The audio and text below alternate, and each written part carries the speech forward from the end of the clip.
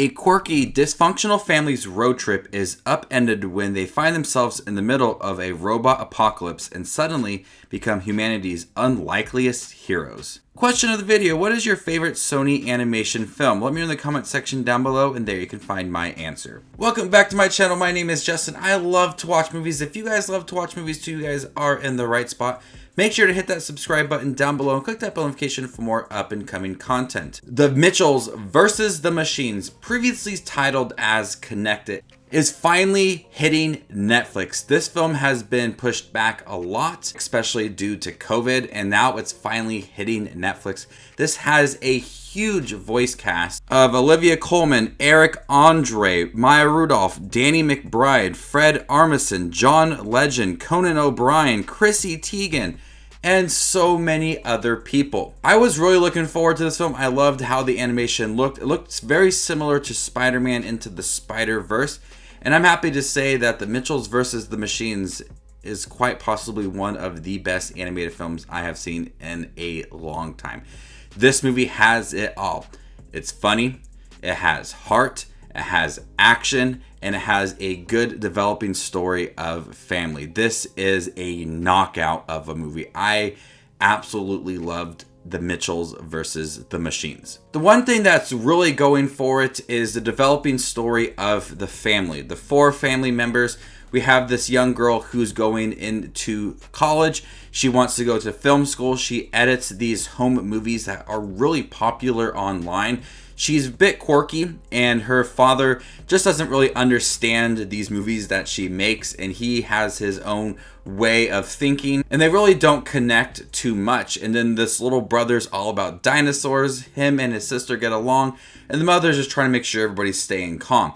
So they're dysfunctional. They don't get along too much, but the movie puts them in a predicament where they have to work together. They are humanity's last hope, and they have to get along to save the world. And throughout the film, we see them connect with each other, but also see why they have drifted apart throughout the years.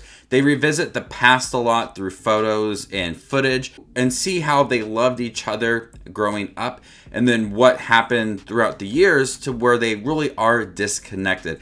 And especially with modern age, they have cell phones and tablets, computers, and the father feels like that technology is really disconnecting them as a unit, and we really see that a lot in here. The movie's topic is huge on technology and how humans are dependent on it and how it also affects relationships. Because this robot apocalypse is happening due to a cell phone that was upgraded, and this cell phone is now trying to take over the world utilizing these new robots that this company has made. She controls them and now wants to create the robot apocalypse. It's up to the Mitchells to face against the Machines. Throughout all of this, the road trip to get to the college and the robot apocalypse, we have a unique style of animation. If you've seen Spider-Man Into the Spider-Verse, you kind of get an idea of what this movie is going to look like.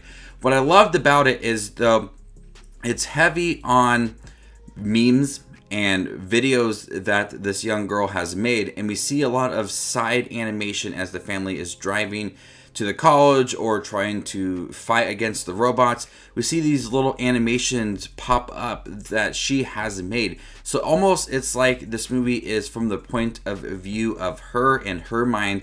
We see all these little animation cards pop, little creatures on the bottom of the screen that have nothing to do with the movie and the story, but it's just a little added, it's a little bonus to the movie, and it's her style of filmmaking, her style of creating these designs. And at times we will pause and then have like this meme, and then all these bright animations go on screen. It's really hilarious, and it gives it a nice little touch because this is what she thinks is entertaining. This is what her interest is, and we see it kind of take over in this movie. This movie has a great comedic cast with Eric Andre, Danny McBride, Jay Farrow. This movie is absolutely hilarious. I laughed so much in here. We see in the trailer of these Furbies that are being taken control. I think that this scene is quite possibly the funniest scene I've seen in a movie, not just animated, in a movie this year. And I also have to say that this movie is probably the funniest movie I have seen this year, not just animated as well. But that scene alone was really hilarious, and there's a lot of humor in this movie that absolutely works, from the father, voiced by Danny McBride, to the young girl, to the robot, to Eric Andre's character. This movie is bursting with humor, and I was laughing constantly. The movie also has a really good soundtrack. There's a great T.I. and Rianda song at the end. Really energizes the movie. And the father and daughter really connect with that song, so seeing how it's integrated into the movie and what it means to the characters is very important. There's also some really good action scenes with that animation. It's able to flow very nicely. The score and the soundtrack really work with these action scenes, how the family is able to kind of adapt to certain things to save their family is really thrilling. But the best thing that made this film work, I said, is the development from the family and how they really felt disconnected, and they were put in this situation to work with each other. And we see a great development of them and how they understand each other and why they love each other so much. It's very heartwarming. There's some tear-jerking scenes at the end of the movie, and that development of this family makes those scenes at the end very emotional, and they do work. It's not being shoehorned in and you feel like, oh, we really don't care about these characters. You've had this journey with them, and at the end of the film, it definitely does work. So The Mitchells versus the Machine has it all.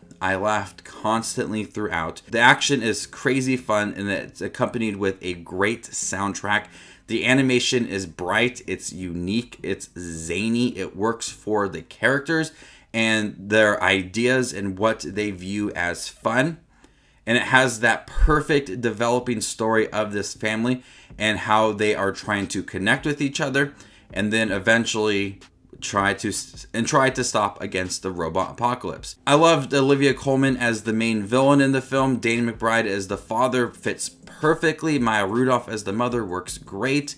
Everybody in here contributes something to the film.